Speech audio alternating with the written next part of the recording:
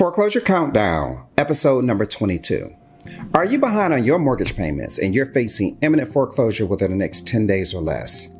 Regardless to what your state's foreclosure process is, if it's judicial or non-judicial, or if there's a statutory right of redemption, stay tuned. This video is exclusively for you.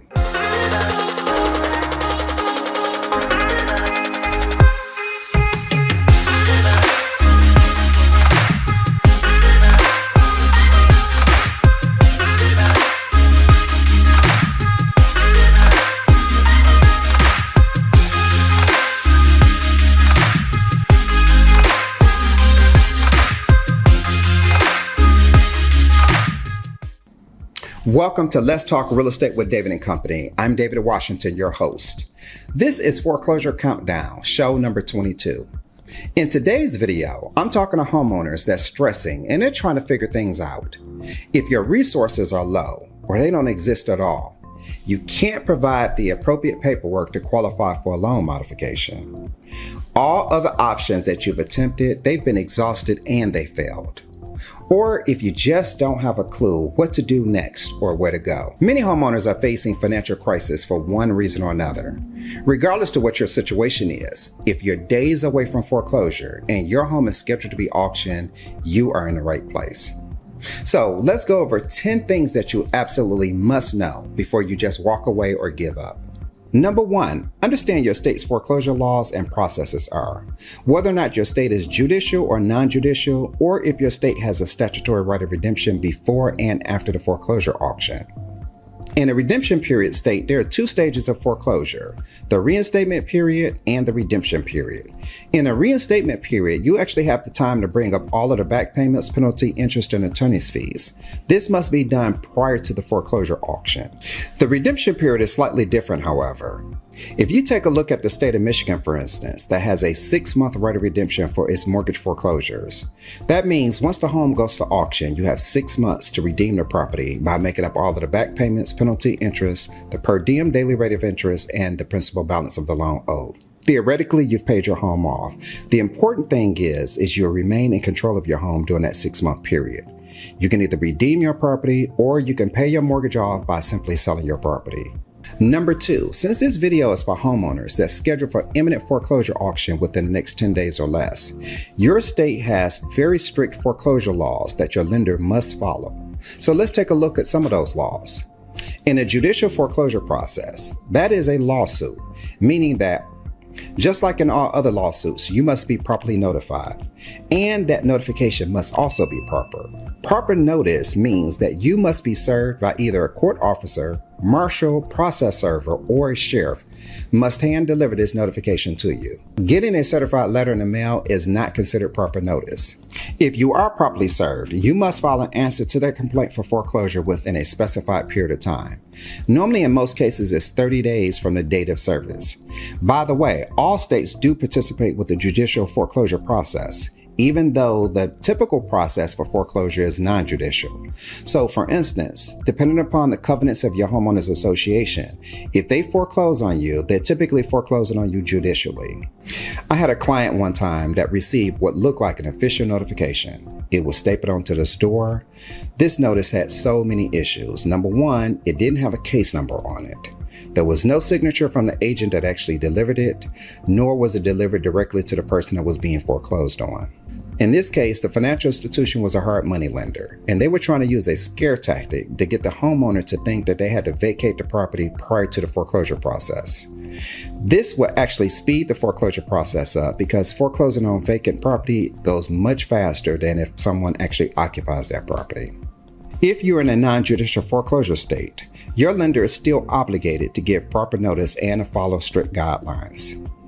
So for instance, your lender cannot foreclose on you directly, meaning that they must hire a law firm or a lawyer that is licensed in the state and have a brick and mortar, a physical address in the state in which the property is located in. Prior to hiring an attorney to initiate the foreclosure process, your lender must notify you that they are moving forward with the foreclosure process. This is typically done once your file has been moved to the foreclosure department. The foreclosing attorney must file an advertisement in a local legal newspaper in the county in which the property is located in for 4 consecutive weeks or for 30 days prior to the foreclosure auction. Now, this is where things get a little confusing and they get a little tricky. If you're working on some type of homeowner's retention, loss mitigation, short sale, or forbearance agreement with your lender and the foreclosure process is underway, many homeowners assume that because application is made and in review, that your foreclosure auction, sale, or hearing has been canceled. This couldn't be the furthest from the truth, unless you receive an actual letter from the mortgage company stating that. I successfully testified for a client as an expert witness when a mortgage company did exactly that. While the homeowner had applied for a loan modification, the mortgage company literally sent a letter saying there was no foreclosure continuing and it had been postponed while that application was in review. Apparently, the mortgage company failed to notify their foreclosing attorney and the property went to foreclosure.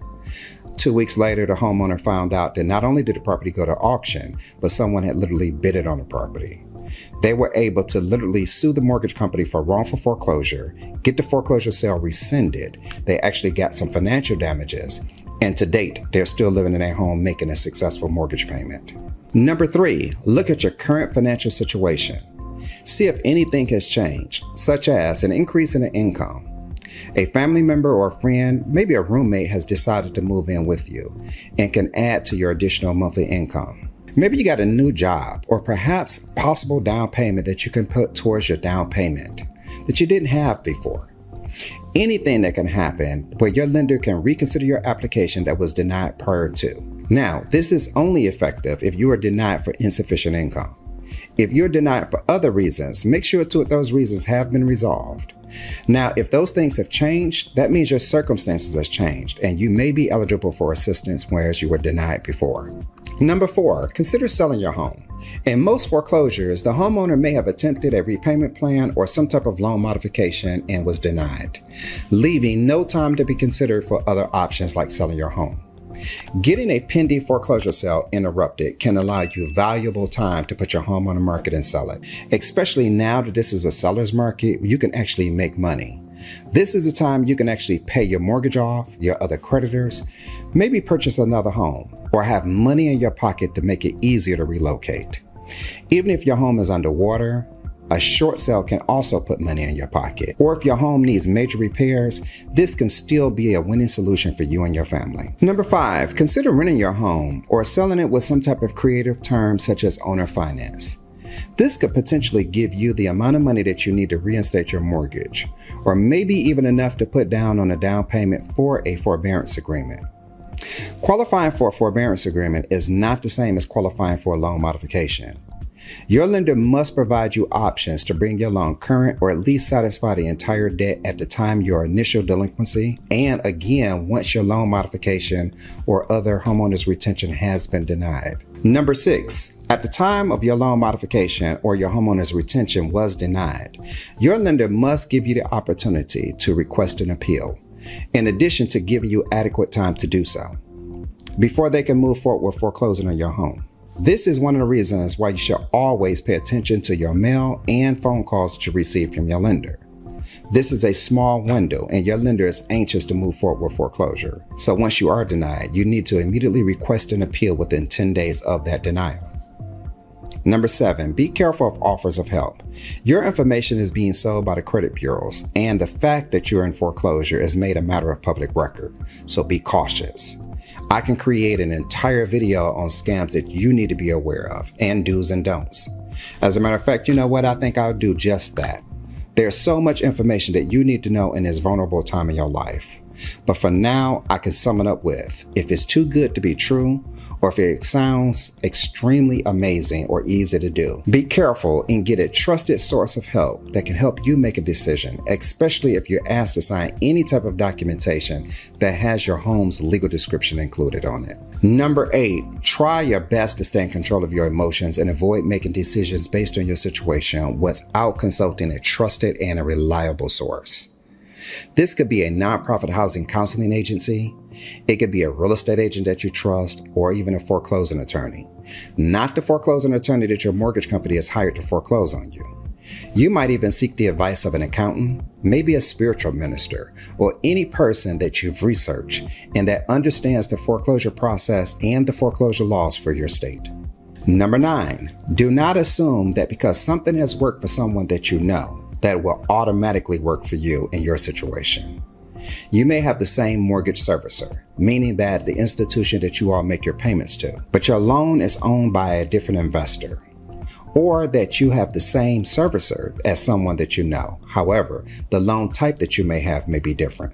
So for instance, you may have an FHA insured loan, and maybe the other person has a conventional mortgage or maybe even a VA mortgage or vice versa. All of these things should be considered with the different loan types, loan programs, loan modifications, short sale relocation incentives that may or may not be available to you.